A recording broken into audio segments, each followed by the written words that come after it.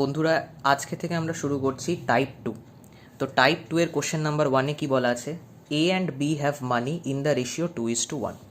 অর্থাৎ দেখো, এ এবং বি এর রেশিও দেওয়া আছে মানির 2:1।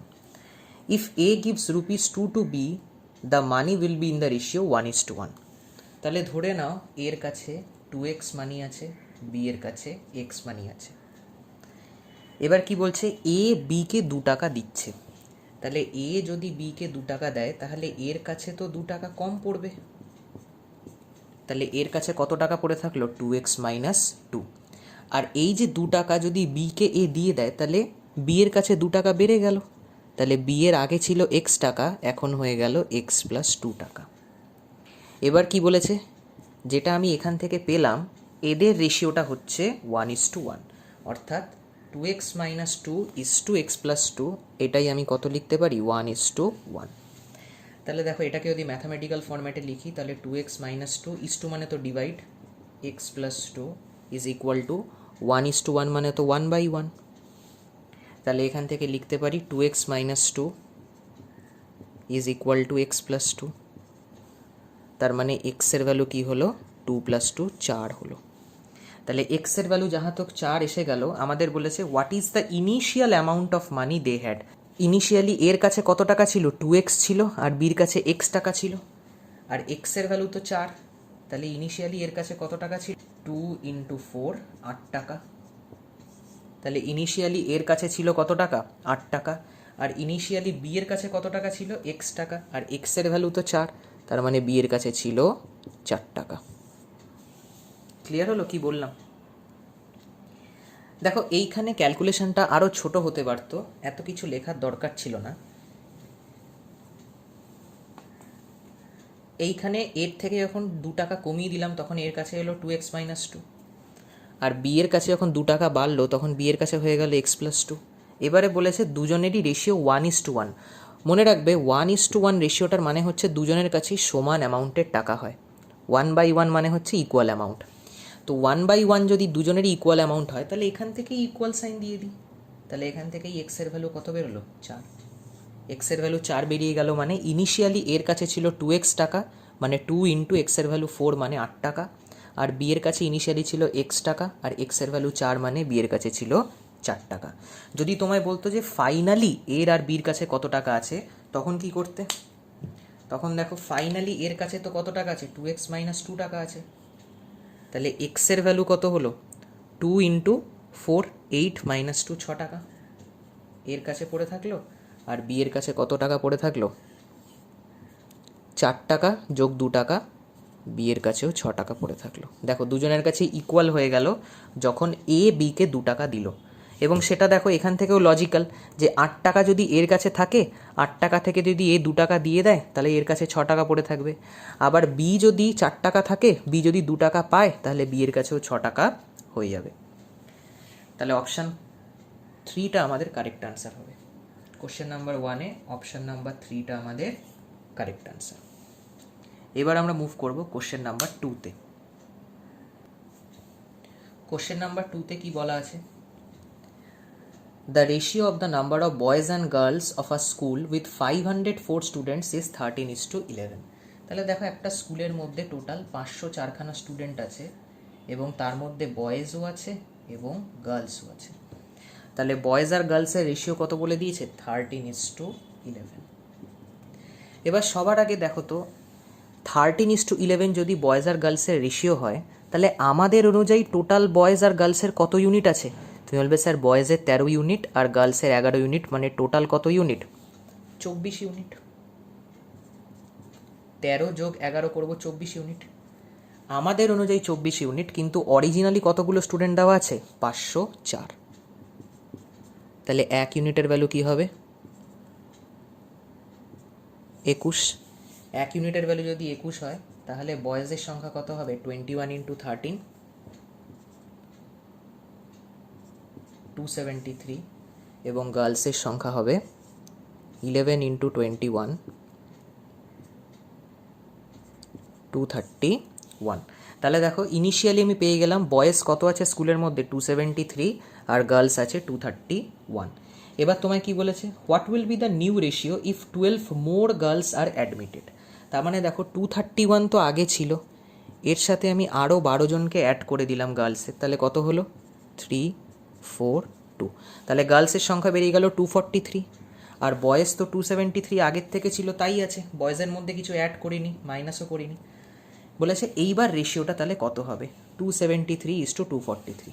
তো দেখো তোমরা যদি 3 এর ডিভিজিবিলিটি রুল জানো, তো 3 এর ডিভিজিবিলিটি রুল অনুযায়ী কী হয়, যদি সাম যদি 3 দিয়ে কাটে তাহলে এই টোটাল নাম্বারটাও 3 দিয়ে কাটবে। তাহলে এখানে দেখো 2 + 7 + 3 এটা কত হচ্ছে 12, আর 4 + 2 6 + 3 9 হচ্ছে। তার মানে দেখো এইটাও 3 দিয়ে কাটবে, এটাও 3 দিয়ে কাটবে, তাহলে কেটে দিই, 3 9 = 27, 3 1 = 3, 3 8 = 24, 3 1 = 3। তাহলে ফাইনাল রেশিও কি আসলো 91:81। অর্থাৎ কোন অপশনটা রাইট হলো, অপশান 1 হয়ে গেল কারেক্ট আনসার। বোঝা গেল কি বললাম? ঠিক এরমভাবেই সুন্দর করে অঙ্কগুলোকে করবে, একদম ছোটোভাবে করবে অঙ্কগুলোকে, তাহলে অনেক ফাস্ট হবে। কোশ্চেন নাম্বার 3-তে কি বলা আছে, 2 numbers are in the ratio 1 whole 1/2 is to 2 whole 2/3। তো যখনই এরকম কোনো রেশিও পাবো সবার আগে এটাকে প্রপার রেশিওতে কনভার্ট করে লিখবো, সেটা হচ্ছে আমাদের দায়িত্ব। তাহলে দেখো 1 whole 1/2কে আমরা যদি ফ্র্যাকশনে লিখি তাহলে 2 × 1 + 1 মানে এটা 3/2 is to, এটা কি হবে 3 × 2 6 + 2 8/3।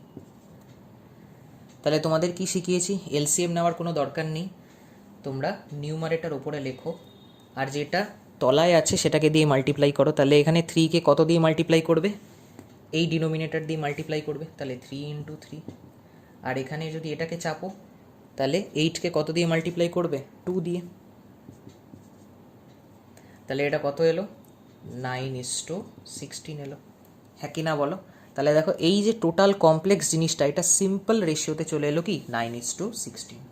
এবার বলছে when each of these is increased by 15 they become in the ratio 1 whole 2/3 is to 2 whole 1/2। তাহলে দুজনকেই 15 বাড়ানো হয়েছে, মানে একটা নাম্বারকে ধরে নিই 9x আর একটা নাম্বারকে ধরে নিই 16x। এবার আমি দুজনকেই 15 ইনক্রিজ করেছি, তাহলে 9xটা কী হয়ে যাবে 9x + 15, 16xটা কী হয়ে যাবে 16x + 15। তাহলে এবার দুজনের রেশিওটা কি হবে, এটা হবে 9x + 15 divided by 16x + 15 is equal to, দেখো আবার তোমাকে রেশিওটা কিন্তু ফ্র্যাকশানে দেওয়া আছে, তাহলে ওটাকে আগে প্রপার রেশিওতে কনভার্ট করে নাও। তাহলে 1 whole 2/3 is to 2 whole 1/2 দেওয়া আছে, তাহলে 3 1s are 3 + 2 5/3 is to 2 2s are 4 + 1 5/2। তাহলে এখান থেকে কী রেশিও আসবে 5 5 কেটে যাবে 2:3 হবে। তার মানে দেখো এই যে কমপ্লেক্স যে এখানে রেশিওটা ছিল ফ্র্যাকশানে সেটাই প্রপার রেশিওতে হয়ে গেল 2/3। তাহলে 9x + 15 ডিভাইডেড বাই 6x + 15 কত হবে 2/3 হবে। তাহলে এখান থেকে আমাদের এক্সের ভ্যালু বার করতে হবে। তাহলে এই তলাটাকে এটা মুছে দিই, এখান থেকে এক্সের ভ্যালু ক্যালকুলেট করব। তাহলে দেখো 9x × 3 মানে 27x plus 15 × 3 45 is equal two 16 × 2 হবে কত 32x প্লাস 15 × 2 হবে 30। তাহলে একদিকে এক্সগুলোকে নাও, তাহলে 32 থেকে যদি 27কে বাদ দাও তাহলে কত পাবে 5x, আর এদিকে 45 থেকে 30কে যদি বাদ দাও তাহলে 15 পাবে। তাহলে এক্সের ভ্যালু 3 এলো। এক্সের ভ্যালু যদি 3 আসে তোমাকে বলছে the greater of the 2 number. তাহলে আমাকে বলো তো 9 আর 16-এর মধ্যে গ্রেটারকে, তুমি বলবে স্যার 16 গ্রেটার। এক্সের ভ্যালু 3 এলো, তাহলে 16xএর ভ্যালু কী হবে 16 × 3 48। তাহলে 48 হবে আমাদের কারেক্ট আনসার। অর্থাৎ কোশ্চেন নাম্বার 3 এর আনসার হবে অপশান 3। বোঝা গেল কি বললাম? দেখো এই কোশ্চেনটাকে তো তোমাদের আমি আরও বড় করে লেন্দি করে দেখালাম, তবে এই যে মিক্সড ফ্র্যাকশানে যদি দুটো নাম্বার কখনো থাকে তো এটাকে ডিরেক্ট ক্রস মাল্টিপ্লাই করলেই আনসার পাবে, নিউমারেটার নেওয়ারও দরকার নেই যদি দুজন থাকে তো। তাহলে দেখো 1 whole 1/2টাকে লিখতে পারি 3/2 is to 2 whole 2/3টাকে লিখতে পারি 3 × 2 6 + 2 8/3 এবারে কিচ্ছু না, জাস্ট ক্রস মাল্টিপ্লাই করো, 3-এর সাথে এই 3কে মাল্টিপ্লাই করো, 2-এর সাথে এই 8কে মাল্টিপ্লাই করো। তাহলে 3-এর সাথে যদি এই 3কে মাল্টিপ্লাই করো তাহলে এখানে 9 লেখো, 2-এর সাথে এই 8কে মাল্টিপ্লাই করো, 16 লেখো। দেখো ডিরেক্ট 9:16 পেয়ে গেলে। এবারে কি বলে দিয়েছে, দুজনকেই 15 ইনক্রিজ করলাম, তাহলে 9x + 15 divided by 16x + 15 is equal to, আবার তোমাকে একটা মিক্সড ফ্র্যাকশন দিয়েছে, কত দিয়েছে দেখো, 1 হোল 2/3 ইজ টু 2 হোল 1/2। তাহলে 3 1s are 3 + 2 5/3 is two 2 2s are 4 + 1 5/2। এবারে এই 5 আর এই 5 তো কেটে যাবে, তাহলে আবার গুণ করে দেবো, 1-এর সাথে 2কে এদিকে গুণ করবো মানে 2, আর এদিকে 3 গুণ করবো মানে 3, তাহলে দেখো 2/3 চলে এলো। এবার এখান থেকে এক্সের ভ্যালু বার করে নাও, তাহলে এখান থেকে এক্সের ভ্যালু কত আসবে, 3। এক্সের ভ্যালু 3 আসা মানে গ্রেটার নাম্বার চেয়েছে, তাহলে 9 আর 16-এর মধ্যে গ্রেটার কে, 16। তাহলে এক্সের ভ্যালু 3 মানে নাম্বারটা কি হবে, 16 × 3 48। আই হোপ তোমাদের ক্লিয়ার হচ্ছে কনসেপ্টগুলো। এবার আমরা মুভ করব কোশ্চেন নাম্বার 4-এ।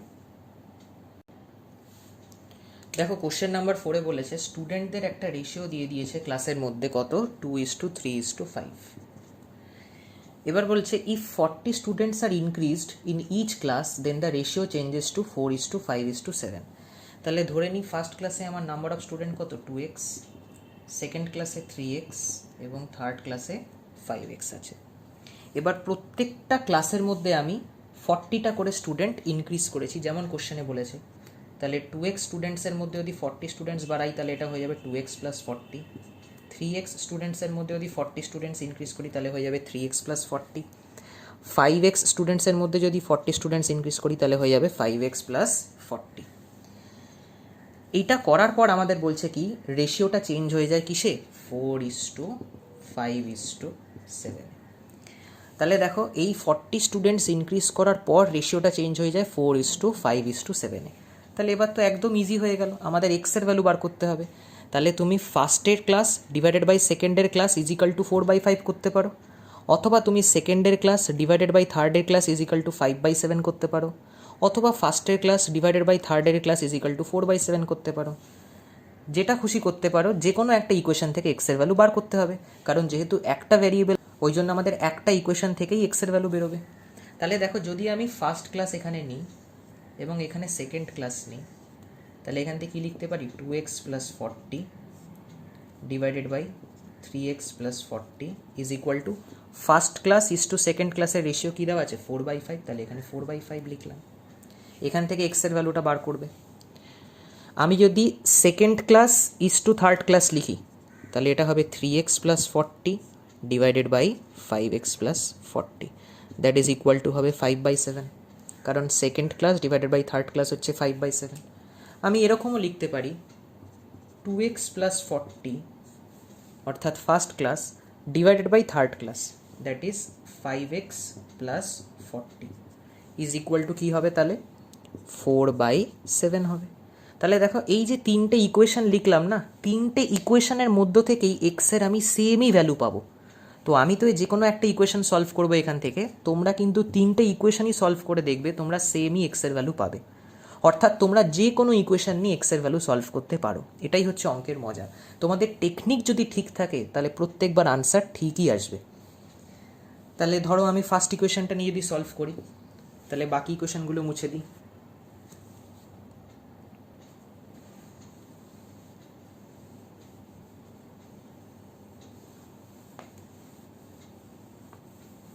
তাহলে এখানে কি আছে, 2x + 40 divided by 3x + 40 is equal to 4/5।